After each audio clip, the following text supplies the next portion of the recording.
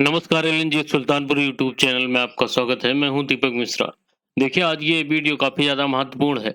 अभी हालिया में आपने सुना होगा कि भारत ने जो व्हीट एक्सपोर्ट है, उसको बैन कर दिया है, बंद कर दिया है। यानी गेहूं का निर्यात और देशों में नहीं किया जाएगा। तो इस समर्थन में दिखा है चाइना, यानी भारत के इस डिसीजन को सपोर्ट करता दिखा चाइना। अब सपोर्ट की बात तब आती है कि जब किसी को कोई अपोज करे, तो प्रश्न ये उठता है कि भारत के इस निर्णय पे भारत को अपोज कौन कर रहा था? तो भारत का अपोज G7 कंट्रीज कर रहे थे। वे भारत को कह रहे थे कि भारत को ऐसा नहीं करना चाहिए, और कहीं न कहीं ये भारत के लिए बहुत गर्व की बात है कि G7 जैसी कंट्रीज के कृषि मंत्री जितने हैं, वो भारत से गुहार लगा रहे हैं कि आप ऐसा डिसीजन ना लें। तो आप समझ सकते हैं कि ग्लोबल टाइम पे भारत की पोजीशन कितनी हाई है। चलिए इस मुद्दे के बारे में हम चर्चा करते हैं।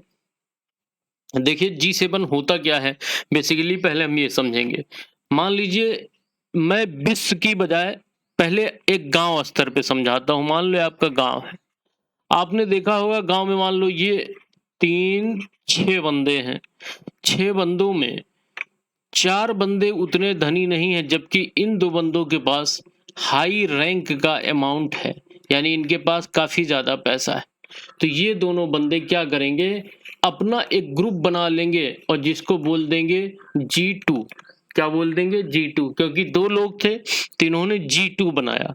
और ये लोग बोले कि हम काफ़ी धनी हैं, तो हम विश्व के प्रमुख मुद्दों पर या अपने देश के निरंतर विकास पर कैसे काम करें, इसके लिए हम लोग चर्चा करेंगे। सेम कंडीशन विश्व में भी है।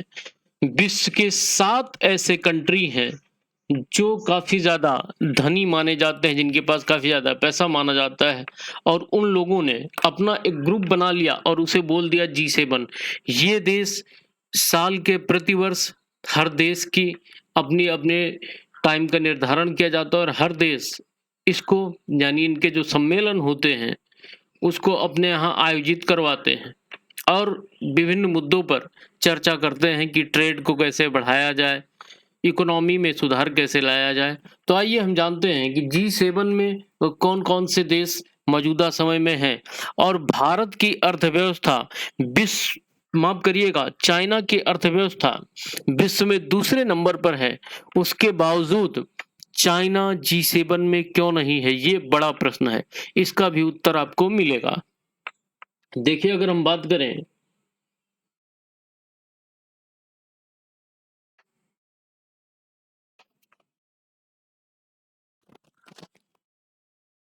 इन देशों में कनाडा, फ्रांस, जर्मनी, इटली, यानी ये देश मिलकर G7 का निर्माण कर रहे हैं। इटली के बाद आपको मिलेगा जापान, यानी जापान भी G7 कंट्रीज में आता है। उसके बाद आपको मिलेगा ग्रेट ब्रिटेन या यूके, यूनाइटेड किंगडम। उसके बाद आपको मिलेगा USA, United state of America, संयुक्त राज्य अमेरिका। तो ये आपने देखा कि G7 में 7 कंट्री हैं जो कि मिलकर एक ग्रुप का निर्माण करते हैं, जिसे G7 कहा जाता है, और ये दुनिया की उन्नत अर्थव्यवस्था वाले देशों का समूह है। अब हमने ये बताया था आपको कि इसमें चाइना को क्यों नहीं सम्मिलित किया गया, जबकि चाइना विश्व में अर्थव्यवस्था में अपना दूसरा स्थान रखता है। तो देखिए, ये जो कंट्रीज हैं G7 का जिन्होंने निर्माण किया, ये पर कैपिटा इनकम, यानी प्रति व्यक्ति आय के हिसाब से इस समूह का निर्माण हुआ है। यानी प्रति व्यक्ति आय ज्यादा जिन जिन देशों की है, वो इन समूह में शामिल हैं। अगर आप बात करें चाइना की, तो आपको पता है कि चाइना में सबसे ज्यादा जनसंख्या वाला देश वर्तमान समय में चाइना है, जिस कारण चाइना की अर्थव्यवस्था तो ज्यादा है, लेकिन वहां पर प्रत्येक व्यक्ति की आय पर कैपिटा इनकम उतनी अच्छी नहीं है जितनी इन कंट्रीज की है। इसलिए चाइना को G7 में शामिल नहीं किया गया। अब हम आते हैं मेन मुद्दे पे कि चाइना भारत के समर्थन में कैसे आया है और क्या कह रहा है। देखिए, ये आप देख रहे हैं, आर्टिकल है न्यूज 18 का, इसमें लिखा है कि China defends India wheat export ban, tells G7 blaming developing countries want solve crisis. मतलब डिफेंड का मतलब होता है बचाव करना। India's wheat export ban, China हाल ही में भारत के व्हीट एक्सपोर्ट बैन का बचाव करते दिखा है। अब हम इस मुद्दे के बारे में चर्चा करेंगे कि ये क्यों कर रहा है। और आपको बता दूं कि जी देखिए वर्तमान समय में रूस और यूक्रेन का माहौल चल रहा है, तो आपको बता देता हूं एक फैक्ट और कि G7 में कभी रसिया भी शामिल हुआ करता था। वो समय था 1998, 1998 में रूस भी G7 में शामिल हुआ करता था, जिस कारण ये G7 ना होकर के G8 हुआ करता था। लेकिन 2014 में क्या किया था, यूक्रेन से क्रीमिया हड़प लिया था रसिया ने, जिसके बाद अमेरिकी राष्ट्रपति या फिर इस समूह ने रसिया को बाहर कर दिया था और फिर ये आकर 8 के बजाय 7 बन गया था। अब देखिए गेहूं के जो एक्सपोर्ट पे चाइना ने सपोर्ट किया है भारत का, उस मुद्दे पे हम बात करेंगे। देखिए भारत के निर्यात पर रोक लगाने के बाद दुनिया भर में गेहूं की कीमतों में रिकॉर्ड बढ़ोतरी देखने को मिली है। अगर आप बात करें यूरोपीय बाजार में गेहूं $453 यानी 35,282 रुपए प्रति टन बिक रहा है।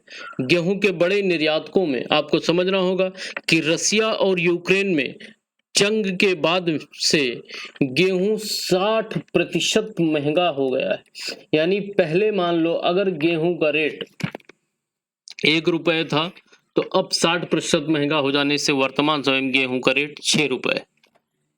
अब हम बात करेंगे कि निर्यात में ऐसा क्या हुआ कि तेजी से इसका गणित बिगड़ता गया। देखिए भारत में वित्त वर्ष फाइनेंशियल ईयर, देखिए वित्त वर्ष जब भी बोला जाए, जैसे मान लो मैं बोलता हूं 2021 से 2022 का वित्त वर्ष, तो मैं बात कर रहा हूं 1 अप्रैल 2021 से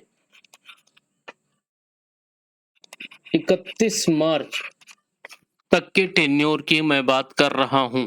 यानी जब भी मैं कहूं, अगर मान लो मैं बोल देता कि वित्तीय वर्ष 2018 से 2019, तो मैं बात कर रहा हूं 1 अप्रैल 2018 से 31 मार्च 2019 तक की। देखिए ये जनवरी से नहीं स्टार्ट होता है, वित्तीय वर्ष 1 अप्रैल से स्टार्ट होता है और 31 मार्च को खत्म माना जाता है।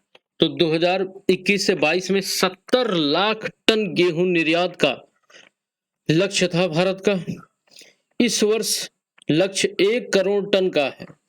अगर आप बात करें पिछले साल अप्रैल से अब तक 1.30 लाख टन गेहूं का निर्यात किया गया है, जबकि इस साल समान अवधि में 9.63 लाख टन गेहूं बाजार भेजा जा चुका है। तो आप देख सकते हैं कि इतना बड़ा गैप है।